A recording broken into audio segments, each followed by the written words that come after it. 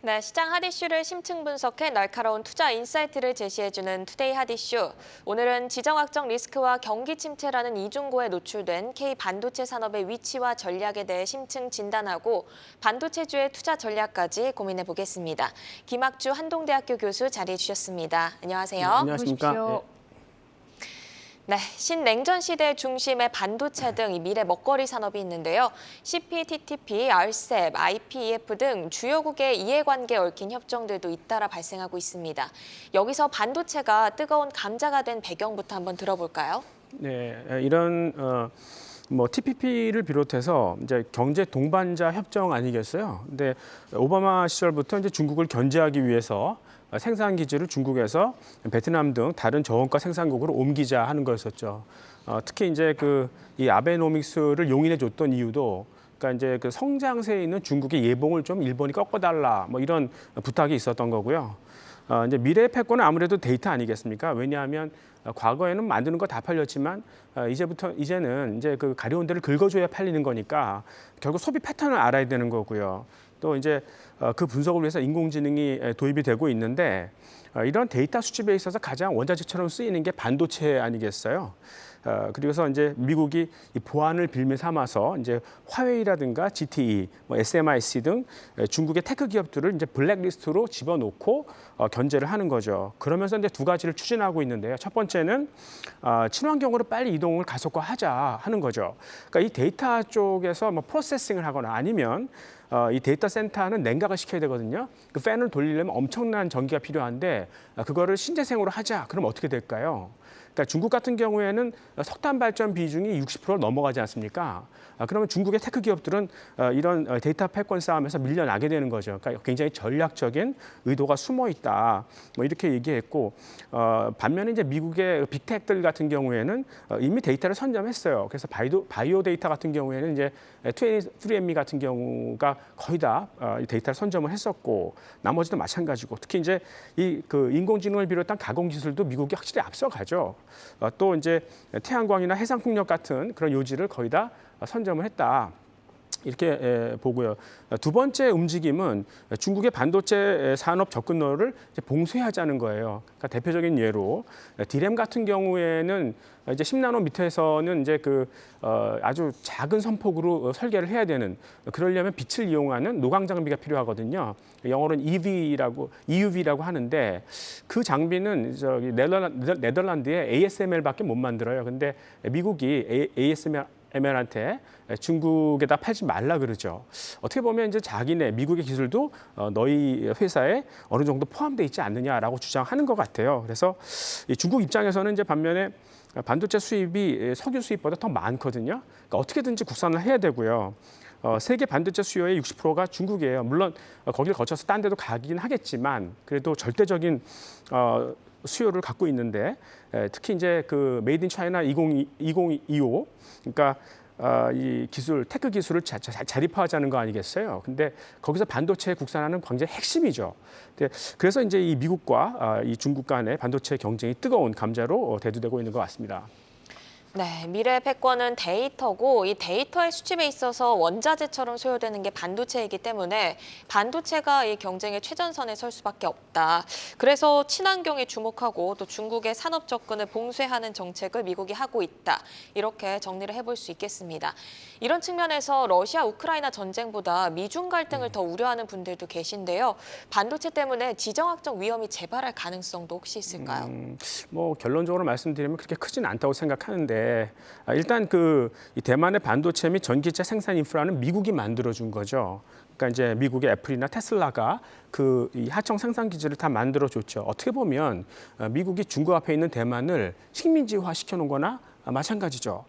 그래서 미국은 자기네가 대만에 대해서 클레임이 있다, 그러니까 주장할 권리가 있다라고 얘기를 하고 있고요. 반면 중국 입장에서는 미국이 중국의 반도체 시장 진입에 대해서 계속 회방을 놓으니까 그렇다면 우리가 대만을 강점해야 되는 거 아닌가 이런 생각을 갖고 있고요. 만일 중국이 대만을 점령하면 미국 IT 제품 인프라가 그냥 중국의 소나기 안에 들어가는 거 아니겠습니까? 그러니까 미국은 절대 이걸 좌시할 수 없고요. 뭐 아마 군사력을 휘두를 수도 있어요. 그래서 이 문제는 이제 중국이 전쟁 수행 능력에서 미국한테 한참 뒤지는 거니까요. 사실 실제 전쟁 수행 능력은 뭐 스텔스 같은 전투기라든가 항공모함 그리고 핵탄두 뭐 이런 건데요. 핵탄두를 보더라도 미국이 중국의 한 10배 이상을 갖고 있고요.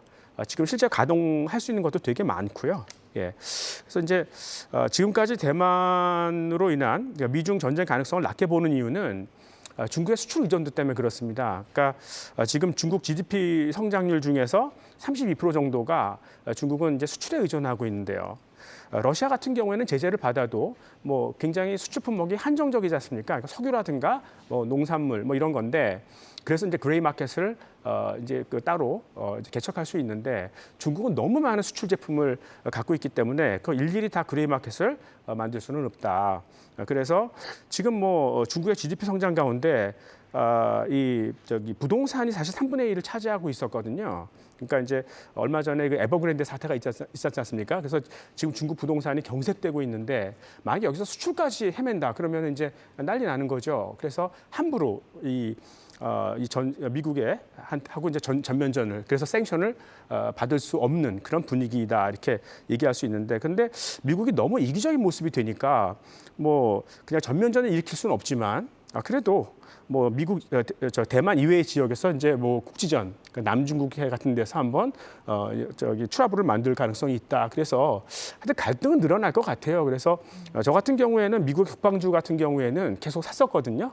그러니까 가장 대표적인 업체가 뭐 로키드 마틴이라든가 제너럴 다이내믹스 그리고 레이티언 테크놀로지 이 세 개는 뭐 워낙 그 전 세계적으로 보더라도 결국 이 모방 불가능한 업체들이지 않습니까? 그러니까 이런 거는 뭐 편안하게 살 수 있을 것 같습니다. 예. 그러니까 지금 이제 미국의 국방주에 이제 좀 관심을 갖고 계시고 또 이렇게 중국과 미국의 어떤 그런 노이즈가 계속 증가는 할 수밖에 없다라고 말씀을 하시면서도 그래도 대만으로 인한 미중의 전쟁 가능성이 좀 분분하게 나오고는 있는데 이 가능성은 낮다라고 보셨습니다. 두 가지 이유를 좀 들어주셨는데 첫 번째는 이제 어쨌든 중국이 전쟁 수행 능력에서 미국의 상대가 되지 못하고 또 중국이 수출 의존도가 높기 때문에 쉽지 않을 것이다. 경제적으로 타격을 입기 때문에라고 말씀을 주셨습니다. 이렇게 이제 미국의 강력한 견제에도 불구하고 중국 반도체 산업이 사실 성장세가 꽤 가파릅니다. 지난해 전 세계에서 매출 성장이 가장 빠르게 일어난 반도체 기업 20곳 중에 무려 19곳이 중국인 것으로 나타났는데 중국의 반도체 산업이 현재 어디쯤에 있다고 보시는지 그리고 이렇게 빠르게 성장을 할 수 있는 뒷배경은 어디에 있을까요? 예, 일단 중국은 이제 메모리보다는 비메모리 쪽으로 집중하는 것 같아요. 그러니까 디램이라든가 낸드 플래시 메모리 같은 이 메모리는 이 투자만이 아니라, 그러니까 돈만 있어서 되는 게 아니라 결국은 시간이 필요한 거죠. 그러니까 여러 시행착오를 거쳐서 결국 노하우를 쌓아야 되는. 그래서 이제 중국은 비메모리부터 시작을 하는데. 또 메모리 같은 경우는 또 미국이 생산 장비를 계속 도입하지 못하도록 방해를 하잖아요. 그러니까 반면에 비메모리 같은 경우에는 이제 R&D 인프라 있고 그다음에 창의적인 어떤 인력들 이런 거 있으면 추격을 이제 시도할 수 있습니다. 특히 설계 같은 경우에는 그래서 이제 뭐 CPU의 중심이 특히 이제 인텔에서 ARM 아키텍처로 넘어가잖아요. 그러니까 사실 에브리바디 뭐 동일한 선상에 있다. 그러니 약간 상대적인 후발인 중국이 그렇게 뭐 나쁠 것 없다 이렇게 생각을 하는 것 같습니다. 그동안 이제 저기 전문가 영입에 이 중국은 집중을 했었거든요. 그러니까 이 대만 특히 뭐 삼성전자에서는 많이 빼갔죠. 그래서 월급 한 두세 배 주고 어떤 경우는 이제 10배까지 주는 사람 봤습니다. 그래서 뭐 사람들을 한두 명 빼갔었는데 그래도 옛날에 좀 양심이 있었는데 이제 아예 팀 단위로 뽑아가요. 그러니까 굉장히 가팔라진 거라고 볼 수 있는 거죠. 그래서 이런 인력을 기반으로 중국 정부는 반도체 스타트업을 이제 육성하는데 2020년 말에 중국의 칩 관련 회사가 66,500개였어요. 근데 그중에 3분의 1이 2020년에만 설립된 업체였습니다. 그러니까 굉장히 빠르게 성장하는 거죠.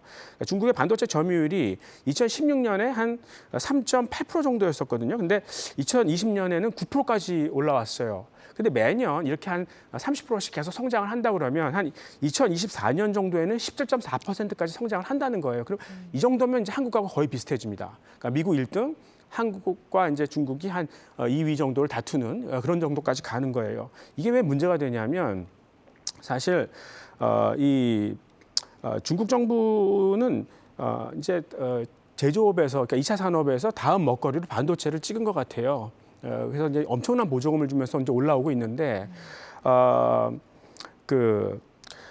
일단 물론 이제 그 중국의 반도체가 좀 모자라죠. 그래도 어느 정도 이제 국산화할 정도가 되면은 그냥 메이드 인 차이나 쓰라 그래요. 그럼 또 중국 사람들 말 잘 듣거든요. 예, 그래서 아까 말씀드렸듯이 세계 반도체 수요의 60%가 중국인데 그 중에 아주 첨단 제품 같은 건 삼성 제품을 쓰지만 그러니까 범용 제품 같은 경우에는 이 SMIC, 그러니까 중국 제품 쓰지 않습니까? 그럼 엄청난 양의 어떤 반도체가 국산 중국 자립화된다. 이거는 사실 세계 어떤 수요에 상당히 커다란 변동을 가져다 줄 것이고 결국 삼성전자에 큰 위협이 될 수 있을 것이다 생각하는 거죠. 이제 중국 같은 경우에는 지금 반도체 점유율을 가파르게 좀 확대를 해 나가고 있고 무려 2024년 뭐 이제 머지 않았습니다. 2024년에 이제 미국이 1위 그리고 한국과 중국이 2위를 다투게 될 것이라고 말씀을 주셨는데 그러면서 이제 삼성전자가 타격을 받을 것이다. 수요에 큰 변화가 일어날 것이기 때문에라고 말씀을 주셨습니다. 그럼 삼성전자를 조금 이제 뒤로 하고 그렇다면 우리가 지금 중국에서 육성을 하고 있는 비메모리 업체 중에서 혹시 이제 대표적인 곳들을 좀 알 수 있는지 그리고 이제 미래에 이들이 혹시 지금 상장 전이라면 상장이 될 때 투자를 좀 준비해봐도 될까요? 예, 저는 사실 중국 반도체 업체는 굉장히 관심 많아요. 그러니까 이게 아주 구조적인 성장을 할 거기 때문에, 그러니까 세계 반도체의 60%가 중국이지 않습니까? 이거는 국산화 할 수밖에 없고, 그러니까 이제 이 중국의 알리바바나 텐센트 같은 유니콘이 태어난 것처럼 반도체에서도 그런 업체들이 나타날 것이다. 그러니까 중국 반도체 주목을 해야겠다 생각하는 건데요. 일단 부문별로 보면은 이제 CPU 같은 게 인간의 뇌에 해당되는 거 아니겠습니까? 그러니까 이 프로그래밍 중에서 이제 핵심 역할을 하는 프로세서죠. 그래서 이제 세계적으로는 이제 ARM이 가장 지금 대두가 되고 있는데 중국에서도 뭐 차세대 ARM으로 이제 뭐 생각되는 게 CIX 테크놀로지 같은 데가 있어요. 그리고 이제 GPU 같은 경우에는 이제 그래픽이죠. 예, 옛날에 이거 CPU에다가 병렬로 GPU를 쭉 달아 놓으면은 계산 능력이 굉장히 강화되는 옛날에 뭐 이 가상화폐 채굴하는 데도 많이 쓰였고요. 예, 근데 이게 계산 능력이 많아지면 결국 인공지능 솔루션을 갖다 붙일 수 있지 않습니까? 그러니까 앞으로 굉장히 많이 쓰일 텐데 대표적인 업체가 엔비디아라고, 근데 이제 중국에서는 바이오렌 테크놀로지라는 데가 있어요. 그리고 DPU 같은 경우에는 데이터 프로세싱 유닛인데요. 그러니까 데이터를 분해해서 CPU나 GPU를 막 뿌려주는 거죠. 이렇게 되면 여러 가지 코어를 한 대 쓸 수 있어요. 그렇다면 이 컴퓨터의 기능이 굉장히 증폭될 수 있고 그리고 절전도 가능한 뭐 이런 솔루션이죠. 그래서 여기에는 중국의 윤실리콘이라고 있고요. 끝으로 이제 그 FPGA라는 게 뭐냐면 이제 뭐 이 기계들이 말단에서 동작할 때 그 기능을 제어해주는 칩이 FPGA이고 세계적으로는 이제 자일링스라는 업체가 잘하고 있죠. 앞으로 이제 뭐 사물 인터넷이라든가 로보틱스, 하드웨어 뭐 이런 자동화가 될수록 이제 FPGA 수요가 늘어날 거 아니겠습니까? 그러니까 중국에서 지금 고인 세마이컨덕터라는 데가 있어요. 그러니까 이런 데도 한번 지켜볼 필요가 있는 거죠. 그러니까 제가 여러 업체를 말씀드렸지만 근데 이제 개별 종목은 좀 약간 불확실한 게 네.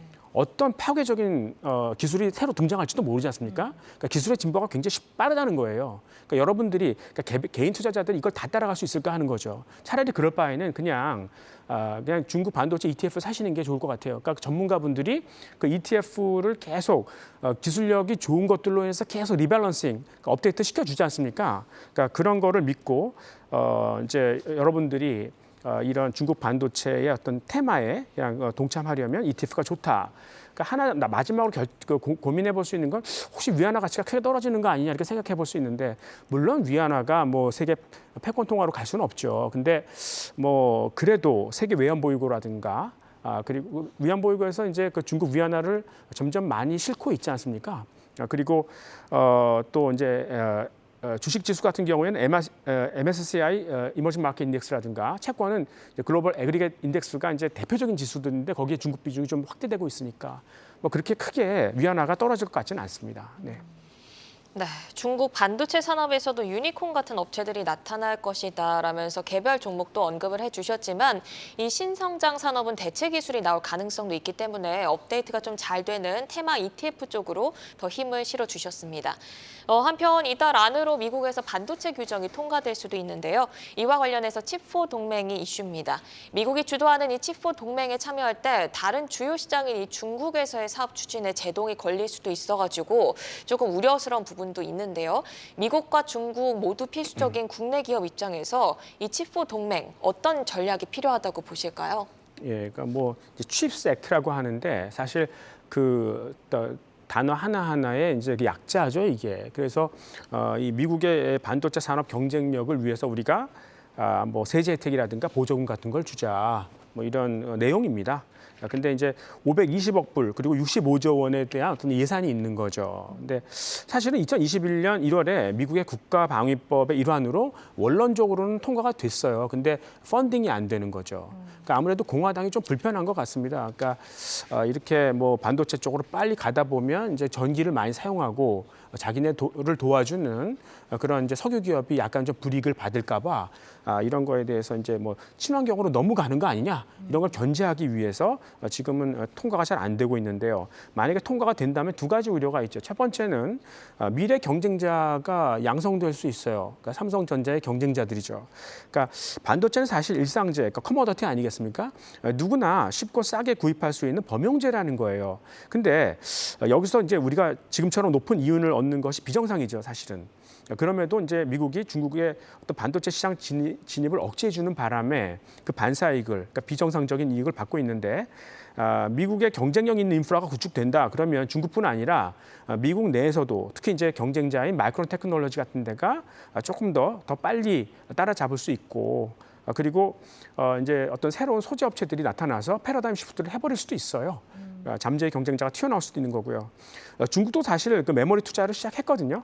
그러니까 이제 그 이 디램의 경우에 중국은 19나노미터까지 이제 미세화를 했는데 삼성은 지금 뭐 현재 14나노 양산했고 그다음에 12나노, 13나노 준비하고 있습니다. 그러니까 삼성이 확실히 앞서가고 있긴 하죠. 근데 이제 3D 낸드 같은 경우에는 중국은 64단 적층했고 128단 이제 시작하는데 삼성전자는 176단을 양산했고 200단 이상을 지금 보고 있거든요. 그러니까 확실히 아직은 차이가 있다. 근데 중국 정부가 2021년에 28개의 메모리 생산 시설을 건설하기로 계획을 발표했어요. 거의 한 30조 원 투자를 하는 거죠. 그러니까 이 정도면 5년 내에 삼성전자하고 필적할 수는 없어요. 근데 그래도 아까 말씀드린 것처럼 국산화할 정도는 된다. 그렇다면 그러니까 세계 반도체 수요의 60%가 어느 일정 부분은 중국으로 국산화돼서 넘어간다. 이러면 굉장히 골치 아픈 문제가 발생을 한다. 뭐 이렇게 얘기가 되는 거고요. 두 번째 우려는 이제 이 규정 통과 시 중국이 최대 반도체 시장인데요. 만약에 미국이 야 우리 땅에서 조금 더 뭐 생산 시설을 늘려줘. 그렇게 되면은 중국도 마찬가지로 미국은 되는데 왜 우린 안 돼? 사실 중국에 설립하는 게 만약에 좀 비생산적이다. 그래도 말은 들어줘야 된다는 거죠. 예, 그래서 뭐 쓸데없는 그런 설비가 양쪽으로 이제 그 아주 리던던트한 그런 퍼슬러티가 생길까봐 이제 걱정을 하는 그런 모습들입니다. 예. 네, 우선은 이제 뭐 칩스 액트라고 하는 게 이제 무려 65조 원 규모의 뭐 세제 혜택과 또 보조금을 주는 법안인데 현재는 자금 조달이 쉽지 않은 그런 상황입니다. 하지만 이게 이제 진행이 된다고 하면 미래 경쟁자들이 등장할 수 있는 가능성도 있고 또 마이크론이 삼성전자를 좀 위협할 수 있는 그 간극을 좁힐 수 있는 가능성이 있다. 그리고 또 중국이 이제 어떤 뭐 투자를 우리가 또 미국에 늘리게 되면 중국과 우리나라의 좀 전략적인 관계, 정치적인 그런 이해도가 또 있을 수 있다라고 말씀을 주셨는데 우리가 사실 이 가운데 좀 끼어서 참 어려운 상황인 것 같아요. 이런 위협을 해소하기 위해서는 우리가 갖춰야 할 전략들이 어떤 게 좀 있을지 궁금하고 또 그로 인해서 어떤 영향을 좀 받을 수 있을까요? 글쎄요, 뭐 우리는 전문 업체들이잖아요. 예, 근데 아마 그 반도체를 내재화하고 싶은 그런 기업들이 계속 늘어날 거예요. 그러니까 애플도 그렇고 아마존도 그렇고 모두 다 자기네가 스스로 반도체를 하고 싶어 하죠. 왜냐하면 그러니까 이제 소비자 맞춤형 솔루션을 설계를 해야 되지 않겠습니까? 그리고 또 원하는 정보를 수집하기 위해서는 스스로 칩을 디자인해야 그걸 더 효과적으로 할 수 있고요. 근데 이런 것들이 사실 미래 경쟁력을 좌우해버리기 때문에 칩의 내재화는 굉장히 필요하다. 뭐 이렇게 다 생각을 하는 것 같아요. 근데 이 반도체 설계 시 이게 맞춤형일수록 어떻게 보면 그 안에 기업의 그 비밀이 들어갈 수 있지 않습니까? 그러니까 함부로 이 외주를 주지 못하는 그런 부분도 있을 수 있습니다. 그러니까 애플 같은 경우 최근에 M1 칩을 만들었잖아요. 네. 다 이런 일환으로 볼 수 있는 것 같아요. 그럼에도 이 반도체 전문 업체에게 외주를 맡기려면 정말 뭐 대체 불가능한 기술력이 있다. 여기에 반드시 의존해야 된다. 아니면 우리가 빠르게 현지화해서 현지의 어떤 가려운 데를 막 긁어준다. 빠르게. 그러면은 이제 그 외주가 가능할 수 있는 거죠. 근데 우리나라 업체들이 상대적으로 좀 느린 것 같아요. 아무래도. 그러니까 이제 이거를 캐치업하다 보면은 생산 기지가 세계 전역으로 흩어지지 않겠습니까? 그러니까 지난 시간도 말씀드렸지만 이 삼성전자의 수출이 줄어들 수 있다. 그 결과 원화의 어떤 그러한 약세 압력으로 작용할 수 있다. 뭐 이런 해석이 가능하고요. 또 이제 그 전기차 배터리 업체도 우리나라에 많이 있지 않습니까? 뭐 LG 뭐 에너지 솔루션 그리고 뭐 삼성 SDI 뭐 이런 게 있는데 여기도 마찬가지예요. 그러니까 지금은 자동차 업체들이 뭐 아직은 이 전기차 배터리가 규모의 경제에 올라서지 않았기 때문에 외주하는 게 더 효율적이다 이렇게 생각을 하는데 이제 지금 석유차 업체들이 가장 부가가치가 높은 게 엔진이거든요. 저는 엔진을 외주하는 경우 한 번도 못 봤어요. 그러니까 전기차도 배터리가 가장 부가가치가 높은 거죠. 이거를 왜 외주를 하겠습니까? 그러니까 이제 지금 우리나라 그 배터리 업체들이 지금 적자 내고 있죠. 근데 앞으로 이제 수요가 기하급수적으로 늘어날 것이다. 그때는 엄청난 돈을 벌 것이다라고 생각하는데 그 상황이 된다 그러면 아마 많은 전기차 업체들이 내재화할 거예요. 그러니까 그 꿈이 날아갈 수 있는 거죠. 그래서 지금 배터리 전문 생산 업체들도 신기술을 자기가 주도하거나 아니면 전기차 생산까지 해야 생존 가능하다는 거죠. 그러니까 여러분들이 너무 순진하게 이 배터리 수요를 그대로 이제 보시는 것 같은데 그런 어떤 전략적인 어떤 포석 같은 거, 그러니까 지금 가만히 있는 석유차 업체들이 어떻게 나중에 나올까 뭐 이런 것도 생각해볼 필요가 있을 것 같아요. 네, 교수님, 저는 궁금한 게 아까도 그 애플의 정보 유출에 대해서 또 언급을 주셨잖아요. 네. 칩4 동맹을 맺을 때 우리 미국 정부가 뭐 민감한 기업 비밀은 공유하지 않는다 이런 입장을 밝혔지만 그래도 좀 고객이나 뭐 로드맵 기술 뭐 이런 거는 정보 유출 가능성이 있지 않을까요? 그러니까 칩4 정보 유출 동맹을 맺을 때요. 네, 맺는다고 하면은. 미국이요? 네, 미국한테. 아, 예. 우리의 어떤 정보가 유출될 수 있는 가능성. 글쎄요. 근데 이거는 이제 뭐 리쇼어링의 어떤 연장선이라고 생각이 돼요. 근데 그렇게 안 할 수가 없을 것 같아요. 근데 결국 뭐 지금 TSMC는 아까 말씀드린 대로 이 미국이 어떻게 보면 이제 식민지화한 그런 기업 중에 하나인데 굉장히 적극적으로 나오고 있거든요. 만약에 여기서 우리가 늦게 반응을 보이잖아요. 그 완전히 그 주도권을 뺏겨버릴 수 있을 것 같아요. 그러니까 어쨌든 피할 수 없는 거라면 빨리 가서 거기서 적응을 해버리는 게 낫지. 뭐 기술 유출을 우려해서 좀 약간 늦게 주저하는 거는 별로 좋은 선택은 아닌 것 같습니다. 수요가 중요한 거죠. 예.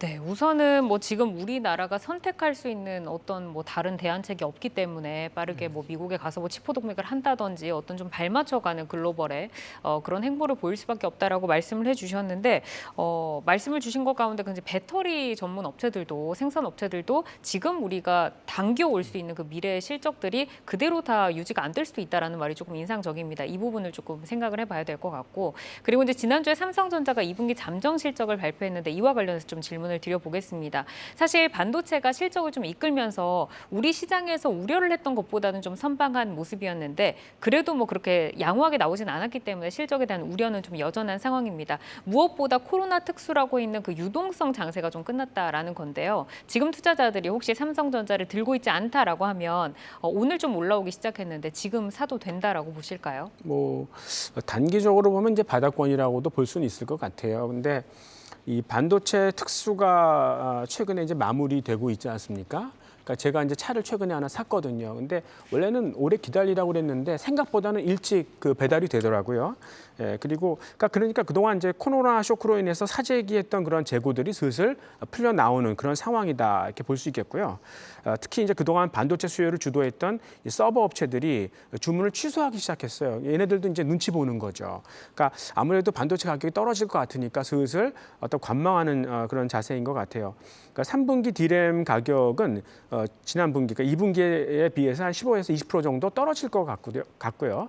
4분기에도 비슷한 규모로 이 반도체 가격이 하락할 것 같고 이러한 반도체 가격의 하락세는 내년 1분기까지 지속될 수 있을 것 같다 이렇게 생각하는 거죠. 그러니까 사실 이 반도체는 3분기가 가장 성수기 아니겠습니까? 근데 여기서 감익이 일어난다는 게 굉장히 좀 실망스러운 일이다 이렇게 투자자들은 생각하는 것 같습니다.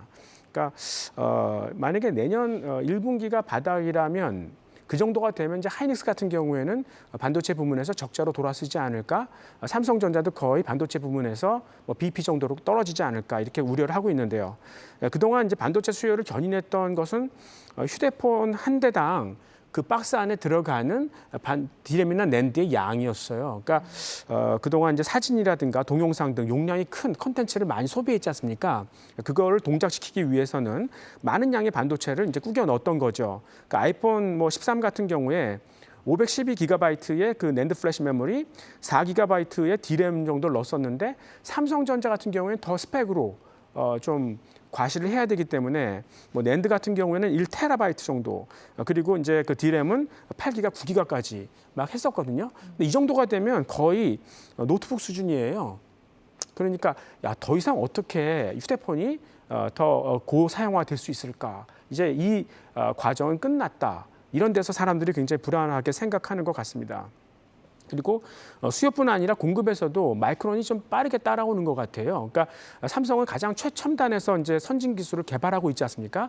거기서 헤매고 있는데 이 학습 곡선을 딱 봤을 때 이 마이크론은 뒤따라가고 있는 중이니까 훨씬 더 빠르게 캐치업할 수 있는 거죠. 그래서 경쟁이 조금 더 가열되고 있다. 그래서 조금 더 피곤한 그런 상태이다. 이렇게 볼 수 있는 거고요. 근데 이제 발리에이션을 본다면 내년 1분기 최악의 실적을 기반으로 했을 때 삼성전자의 PER이 한 13배에서 14배 정도 되는 것 같아요. 그렇다면 한번 사볼 만한 거죠. 그러니까 사실 이렇게 시클리컬한 주식들은 PER이 높아졌을 때 사는 게 맞지 않습니까? 그래서 뭐 바닥 근처에 있는 건 맞는 것 같다. 다만 이제 실적 악화가 좀 불편할 뿐이죠. 그러니까 계속해서 실적이 나빠지고 더 얼마나 더 나빠질지 모르니까요. 그래서 이제 손이 안 나간다. 뭐 이런 조금 좀 지켜보겠다. 뭐 이런 사람들이 많은 것 같고요. 이제 저는 근데 이 수요가 조금 제한적이라고 생각하지만 조금 길게 보면은 자율주행 전기차가 보급되고요. 그리고 사물 인터넷이라든가 원격 솔루션, 뭐 가상세계 이런 것들이 엄청난 서버의 그 양을 요구하고 있지 않습니까? 그래서 그런 걸 감안한다면 지금 삼성전자 주가가 바닥권인 건 맞는 것 같습니다. 지금 이제 수요가 둔화되고 있는 어쩔 수 없는 이런 뭐 현상에 대해서는 조금 뭐 보수적으로 지금 보셨고, 그래도 뭐 자율주행 전기차라든지 IoT, 뭐 메타버스 등에서 서버의 양이 앞으로 많이 사용이 될 것이다라고 말씀을 주셨는데, 이제 반도체라고 하면 사실 굉장히 광범위하잖아요. 그래서 어떻게 보면은 미래 먹거리다. 우리가 뭐 정말로 이거는 필요한 뭐 쌀 같은 존재다라고 얘기를 하기도 하고, 그리고 이제는 뭐 PC나 스마트폰의 수요가 둔화될 것으로 보면서 반도체 업황이 사실 쉽지 않다. 턴어라운드 되기가 어려워 보인다라고도 좀 들어보는데, 사실 반도체가 뭐 팹리스도 있고 파운드리도 있고 전기차의 반도체도 있고 소부장도 있고 굉장히 좀 분야가 다양한데, 혹시 교수님께서 지금 투자를 하신다고 하면 이 반도체 섹터 가운데, 업종 가운데 어떤 쪽을 조금 더 눈여겨보시겠어요? 저는 사실 엔비디아 같은 데를 투자를 했었어요. 그러니까 아무래도 이 기능성 반도체 중에서도 설계 분야 있지 않습니까? 네. 이런 쪽에가 가장 협상력이 크고 그다음에 수요가 폭발적으로 늘어날 거기 때문에 그쪽을 보고 있습니다. 네, 그러면 칩4 동맹이 만약에 맺어진다고 한다면 그 시나리오대로 생각을 한다면 어느 나라에 좀 중점을 두고 투자하는 게 좋을까요? 나라요? 네. 그러니까 일단 뭐 미국의 반도체 산업을 한번 좀 볼 필요가 있을 것 같아요. 그러니까 결국은 그쪽을 살려보자는 거니까. 그러니까 과연 이런 쪽에서 인텔이 얼마나 회복할 수 있을지 모르겠지만 차라리 마이크론 테크놀로지라든가 그리고 이제 미국의 어떤 그런 뭐라 그럴까요? 이 에이직을 비롯해서 굉장히 그 이 비메모리 설계하는 업체들이 굉장히 많아요. 그러니까 텍사스 인스트루먼트라든가 뭐 이런 업체들도 한번 좀 볼 필요가 있을 것 같습니다. 예. 네, 저희가 삼성전자 얘기를 하다가 여기까지 왔는데요. 좀 말씀을 정리해 드리자면 D램 같은 경우에는 하반기와 내년 1분기까지 가격 하락을 좀 전망해 주셨고 반도체 비중이 높은 하이닉스 같은 경우에는 뭐 적자 가능성도 언급을 해 주셨습니다. 뭐 수요뿐만 아니라 공급에서도 마이크론의 추격이 빨라지면서 좀 어려운 상황이 있고 그래도 내년 1분기 최악 실적 기반으로 해도 단기적으로는 바닥권이라고 보셨는데 근데 삼성전자는 투자자들이 장기 시각으로 접근하는 경우가 많습니다. 그러면 장기 투자로도 매력적인 기업이라고 볼 수 있을까요? 그거는 조금 동의하기는 어려운 것 같아요. 그러니까 일단 뭐 메모리 같은 경우에는 가장 커다란 위협이 중국의 반도체 시장 진입 아니겠습니까? 근데 이제 중국이 이 메모리조차 들어온다는 거는 어떻게 보면 이제 피할 수 없는 사실인 거, 시간 문제인 거죠. 예. 근데 이제 과거에 반도체가 얼마나 피곤하고 지저분한 산업이었는지 기억하는 사람이 별로 없는 것 같아요. 그러니까 예전에 이제 그 일본의 엘피다가 살아 있었고 나냐 같은 그런 어떤 대만 업체들이 있었을 때 뭐 그분들이 사실 삼성에 대해서 약간 좀 기술력으로 뒤처졌었거든요.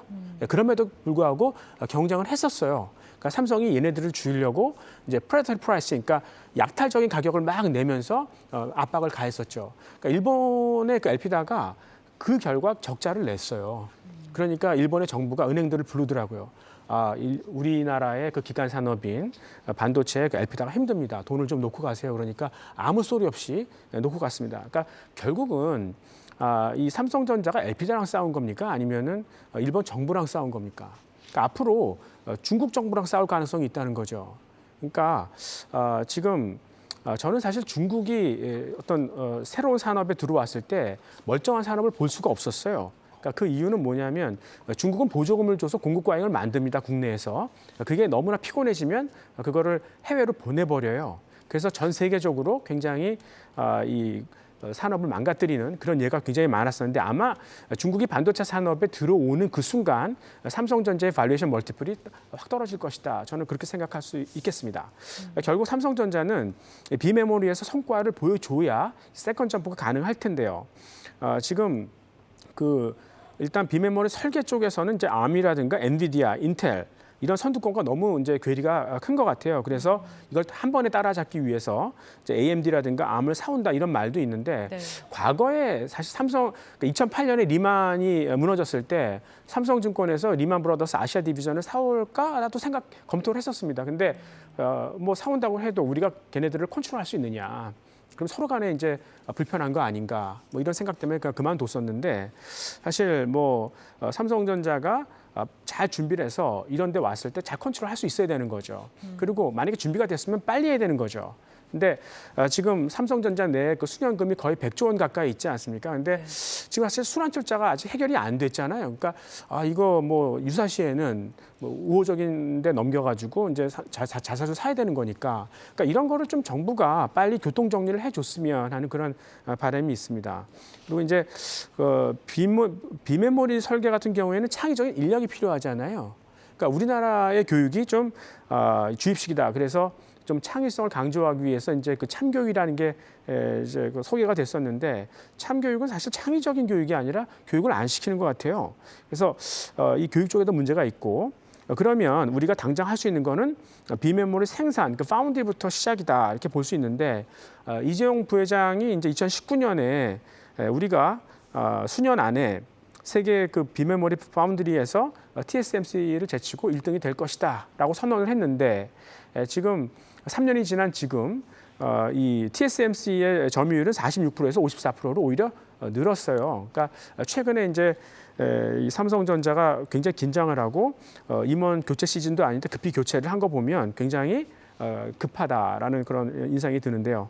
이제 삼성이 어려움을 겪는 이유는 아까도 조금 말씀을 드렸지만 원래 삼성이 애플의 경쟁자예요. 네. 그러니까 2010년대 초반에는 아이폰 만들 때 삼성한테 야 너희들 CPU하고 이 D램, 낸드 같이 일체형으로 만들어 와 이렇게 주문을 줬었어요. 근데 삼성이 의외로 휴대폰에서 잘하는 거예요. 그러니까 경쟁자 되겠는데 경쟁자한테 내 CPU의 로직을 보여줄 수 있을까? 그래서 그때 이제 CPU를 떼어내가지고 TSMC한테 준 거죠. 그러니까 사실 이 비메모리에서 따라가기 어려운 구조적인 한계가 이런 데 있다 이렇게 볼 수 있을 것 같고요. 그리고 사실 이 비메모리라는 게 굉장히 다양하잖아요. 기능성이기 때문에 그러니까 맞춰줘야 될 게 너무 스펙이 너무나 다양해요. 그러니까 이런 거를 일일이 다 따라가기에는 어렵다 이렇게 볼 수 있는 거죠. 그래서 이제 이렇게 본다 그러면 삼성전자가 그동안 미국, 중국 갈등 사이에서 비정상적인 수혜를 받아왔다. 그러니까 아마 이건희 회장도 반도체가 이렇게 잘 될 줄 몰랐을 겁니다. 근데 앞으로는 조금 쉽지 않은 길이 남아 있을 것이다. 그래서 지금 이러한 국면에서 삼성전자를 롱텀 바이 한다는 거는 조금 우려스러운 일 아닐까. 그러니까 저 같으면 사실 장기 투자 종목으로는 집어넣지는 않을 것 같습니다. 네.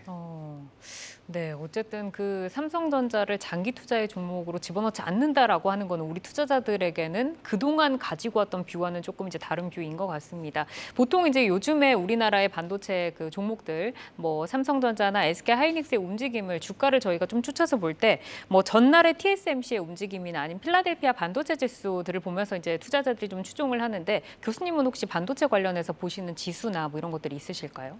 아니요, 그냥 주요 기업들 있지 않습니까? 네. 그러니까 뭐 아까 비메모리 같은 경우에는 엔비디아라든가 AMD 뭐 이런 주가가 있고, 그다음에 메모리는 뭐 이렇게 우리나라 업체들이 잘하니까요. 그러니까 그런 걸 종합적으로 보는 거죠. 그다음에 이제 그 밸류 체인이 있지 않습니까? 장비, 부품 소재, 그리고 어셈블러 뭐 이런 것들이 있는데. 그런 업체들을 이제 종합적으로 봐서 지금 밸류 체인상 부가가치가 어느 쪽에서 어느 쪽으로 넘어오고 있다. 뭐 이런 쪽으로 좀 점검하는 것 같습니다. 전체적으로 좀 글로벌 업체들의 주가를 조금 주목을 네. 하시고 밸류 체인들의 움직임을 좀 보신다. 하나 더 좀 궁금한 게 있는데 그 이제 설계에 대해서 좀 말씀을 하셨잖아요. 앞으로 그 반도체 설계를 과연 뭐 외주를 주겠는가 이렇게 핵심 기술이다라고 말씀하셨는데 우리나라가 사실 설계에서 조금 뒤처져 있다라고 볼 수 있을 것 같습니다. 앞으로 얼마나 좀 설계에서 미래 먹거리를 찾아갈 가능성이 좀 있다라고 보실까요? 국내 업체들이? 솔직히 냉정하게 얘기하면 거의 어렵다고 생각합니다. 근데 지금은 사실 결단을 해야 되는 거죠. 그게 없으면 그렇다면 이제 아까 암 같은데 이제 인수한다 하는데 정말 준비 잘해서 그다음에 이제 아까 제가 이제 이 통제하기 어렵다. 좋은 업체를 데리고 왔을 때 통제하기 어렵다 하는 건데 인력 확보부터 필요해요. 그런 걸 약간 좀 컨트롤할 수 있는 해외 전문 인력들 있지 않습니까? 인력 확보가 네, 필요하다. 그러니까 뭐 한국 사람임에도 이제 해외 업체에서 일하는 사람들, 그러니까 이 TSM 중국 업체만 사람을 뽑아오는 게 아니라 우리도 사실 사람을 데리고 와야 되는 거죠. 급하게. 그리고 사실 교육이 좀 바뀌어야 될 것 같아요. 네. 네, 알겠습니다. 전체적으로 좀 구조적인 문제가 바뀌어야 될 것 같네요. 네. 네, 이렇게 이제 뭐 ARM을 암을 인수하는 건이 만약에 실행이 된다고 하더라도 인재 영입 같은 것 이렇게 좀 배경들이 받쳐줘야 할 것 같다라고 말씀을 주셨고 오늘은 이제 지정학적 리스크와 또 경기 침체라는 이중고에 노출되어 있는 K 반도체 산업에 나아갈 방향 그리고 반도체주의 투자 전략까지 점검을 해봤습니다. 사실 시장이 굉장히 좀 어려운데 위기 속에서 기회를 잘 찾아가시기를 바라겠습니다. 투데이 한경 코리아 마켓 이슈 콕톡은 방송이 끝난 뒤에도 유튜브에서 콕톡으로 검색하시면 만나보실 수 있으니까요. 다시 한번 보시면서 반도체 산업에 대해서 꼼꼼하게 좀 점검을 해보시기를 바라겠습니다. 김학주 교수님과는 다음 주 목요일 이 시간에도 신냉전 시대 미래 먹거리 시리즈로 자동차 산업에 대해서 자세하게 이야기 나눠보겠습니다. 오늘은 김학주 한동대학교 교수와 함께했습니다. 교수님 좋은 말씀 고맙습니다. 감사합니다. 감사합니다.